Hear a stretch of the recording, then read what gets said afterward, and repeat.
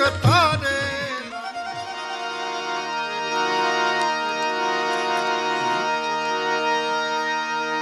યુગ આખો ઉડાયો ભાઈ, કળેલાટી કરીને કળજુગ આવ્યો, ધરાથી ધર્મને મારવા ધાવ્યો, ચોરો લફંગાને ચેનમાં લાવ્યો, લોભી લાલચુમાં ખૂબી ફાવ્યો.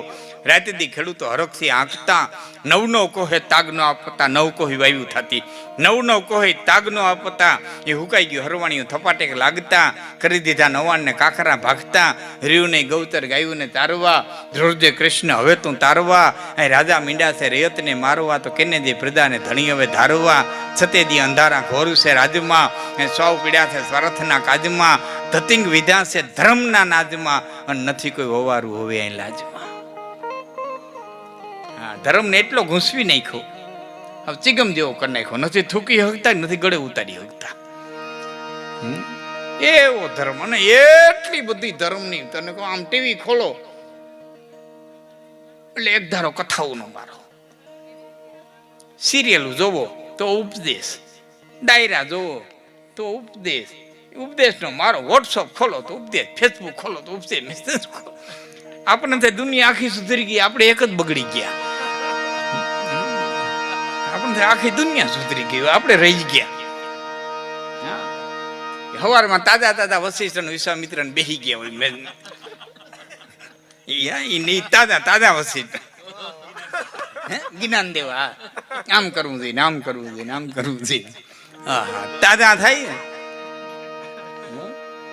ભાણે જાટો દેવા આવ્યો હતો, મામીને ખબર ને, મામી રોટલા કરતી હતી, મામા પાસે ભાણે બેઠો, વીટ્યું વીટ્યું લખીને દોરાના ઠઠારો કરીને આવ્યો હતો, બેઠો. પણ મામીને ખબર નહીં, રોટલા કરતા કરતા કે સાંભળ્યું કે હા, કે હવે દીકરીએ ભણી લીધું છે, હવે ઉંમર લાયક કહેવાય, હવે ક્યાંક સારું ઠેકાણું આવે એટલે માથું હલાવજો.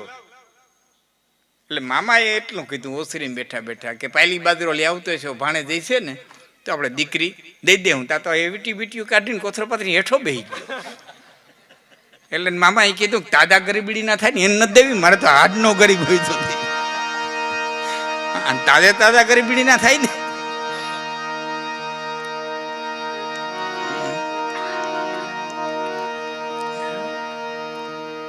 આપણામાં જે આપણી નવ પરત છે ભાઈ, યુવાનોને ખ્યાલ ન હોય કહું, આપણી જે નવ પરત છે એ નવ પરતમાં આહિર, ચારણ, કાઠી, રાજપૂત, રબારી, હાટી,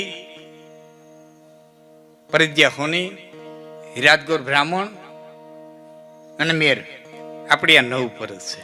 નવ પરતના રિવાજો લગભગ સેમ છે. એમાં ફૂઈવાહે ભત્રીજી દેવાના રિવાજ. મારા સામે એક પટેલનું ઘર, એટલે ઘણી ઘણી કીધે રાખે કે તમારે આ ફૂઈવાહે ભત્રીજી દે ને આ બધું તમને બધું યોગ્ય લાગે.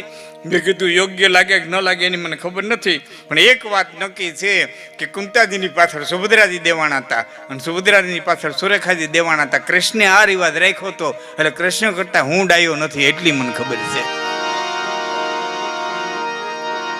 આમાં કઈક મજા છે.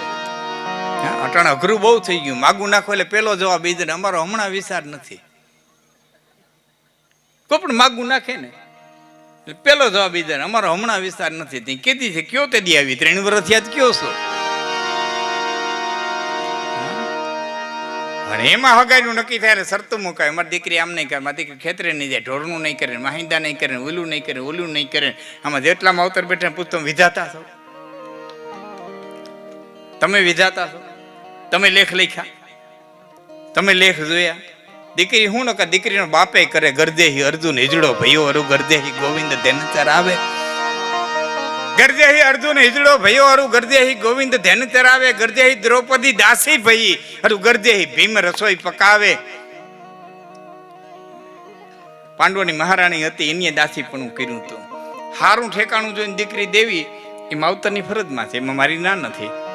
નકર ઘણા ન કહેતા ફલાણ ઠેકાને દીકરી દઈ દો ને ગોઠણે ગોઠણે જાહેર છે. જુવાર એટલે સંપત્તિ, એ વખતે સંપત્તિ ગણાતી. ત્યાં દીકરી દઈ દો ને કે ગોઠણે ગોઠણે જાહેર છે, તો કોકે કીધું ગોઠણે ગોઠણે જાહેર છે એની ના નથી, પણ કડે કડે કંકા હશે તી નકરી જાહેર ને હું માથામાં મારવી. ગોઠણે ગોઠણે જાહેર છે પણ ભકોઈ આવે હતી, પાટલે 2000 રોટલા ઉડેતી. સારું ઠેકાણું જોઈને દીકરી દેવી એ માવતરની ફરજમાં છે. પણ જેટલી માતાઓ બેઠીને વિનંતી કરતી, એક વખત દીકરી હારે વહી જાય ને પણ દીકરીના જીવનમાં બહુ માથા ન મારવા. અને દીકરીઓને વિનંતી કરું છું, માને જેટલી જરૂર પડતી હોય ને એટલી જ વાત કરાય. કઢી કરી હોય તે માને ફોન કરીને કેવું જરૂરી નથી, માં મેં કાચી કઢી કરી. માએ દીકરીની જરૂરિયાત પડતો પૂછવું જોઈએ. આ પાક બગાડે ને એ આ વાતું જ બગાડે. જરૂરિયાત વિનાની, કારણ વિનાની જે વાતો થાય છે ને એ પછી લાંબીયું થાય અને એમાંથી કેતો તો કેતી થાય અને એમાંથી ઘણા ના વિખાય. એટલે જરૂરિયાત પૂરતી વાત કરો, જરૂરિયાત પૂરતું દીકરીના જીવનમાં માથું મારો. બાકી તો કોને ખબર છે ક્યારે હું આવી અને ઊભું રહીએ. કર્મના લેખ છે, પણ લેખને ટાળવા વાળો દ્વારકાધીશ કાળિયો ઠાકર એની ભક્તિથી બધા સુખ આવી અને આનંદ મંગલ ઘરની અંદર વર્તાય. વખત કવિએ કીધું છે કે વહી પડંતા આખો દુઓ છે ને તમે આખી જિંદગી યાદ રાખજો. જે દીકરીઓને ખાસ કહું, આ દુઓ આખી જિંદગી યાદ રાખજો, બીજું બધું ભૂલી જાવ તો વાંધો નહીં. વહી પડંતા વિધુ લખ્યા કંઈક ખારા અને કંઈક મીઠ. માના ઓદરમાં જેથી બીજ રોપાણું તેથી વિધાતાએ લેખ લખી નાખ્યા. વહી પડંતા વિધુ લખ્યા કંઈક ખારા અને કંઈક મીઠ. હાવ હરીખા દંડડા તો રાજા રામે ન દીઠ. જીવનના બધા હરખા દી તો રાજા રામે નહોતા જોયા. તો આપણે તો કારા માથાના માણસ છીએ. સુખ દુઃખ લાભ આની તો આવ્યા જ રાખવાનું છે. હસ્તિનાપુર ની અંદર આવીને ભગવાન વેદવ્યાસે સત્યવતીને એટલું કીધું તો કે માં આજ વગર બોલાવી આવ્યો, આજ વગર બોલાવી આવ્યો, એક દીકરાની ફરજ પૂરી કરવા આવ્યો. તે જઈ મને બોલાવ્યો તે આવ્યો. તે કીધું તારી બાઈ મેં દીકરા ઉત્પન્ન કર્યા, તે મને રાજકાજમાં જેટલું પૂછ્યું સલાહ દેવા આવ્યો, તને જઈ ભીડ પડી તે હું આવ્યો. આજ તે બોલાવ્યો નથી એને આવ્યો કે બેટા કેમ આવ્યો? કે આસક્તિના કાંઠા ઉપર કેટલો સમય નાવડું રાખે, હવે તો મુક્તિને કાંઠે લઈ જા. આસક્તિને કાંઠે ક્યાં સુધી નાવડું રાખે? સત્યવતી કીધું બેટા હું સમજી નહીં કે ક્યાં સુધી આજે આ સંસારમાં રહી. હવે તો મારા ભેરી હાલ, હવે તો ભક્તિ કરી લે. સત્યવતી હાલતા થયા એટલે વ્યાસે કીધું ભાઈ વહુ નહીં લઈ લે, હવે એનું કઈ કામ નથી હસ્તિનાપુરમાં. એટલે સત્યવતીએ કીધું કે બેટા એમ કેમ કે બધું હસ્તિનાપુર વહુ લઈ લેવાની, મને બોલાવી જા. માં હવે જે હસ્તિનાપુરમાં બનવાનું છે ને એ ધૂતરાષ્ટ્ર આંધ્રો છે એટલે જોઈ હગવાનું નથી. ધૂતરાષ્ટ્ર આંધ્રો છે એટલે જોઈ હગવાનું નથી. અને તારું હૃદય એટલું કોમળ છે કે તું ઓમ જોઈ હગવાની નથી. હવે જે કાપા કાપી થવાની છે ને એ તારાથી જોવા હે નહીં. એટલે મારા ઘરે હાલ, બે બાયુને લઈ લે. સત્યવતી તરત તૈયાર થઈ ગયા. બે બાયુ અંબિકા સત્યવતી અને વ્યાસ ચારે આમ હાલતા થયા. એટલે ભીષ્મે આડા ફરીને કીધું માં મને આ ગાડીમાં મૂકીને શું કરવા દે? બેરો લઈ જા ને, આ લાઈનમાં મને મૂકી અને શું કરવા દે? બેરો લઈ જા ને. સત્યવતીએ કીધું ભીષ્મ તું સિંહાસન ની અરે બંધાયેલો છો, તારા બાપને તે વચન દીધું છે ત્યાં સુધી તું હસ્તિનાપુર નો છોડી એક બેટા, હું તને કેમ લઈ જાઉં? પછી વ્યાસ બોલ્યા નહીં તમારે મારે જીવનમાં ઉતાર્યા જેવું છે.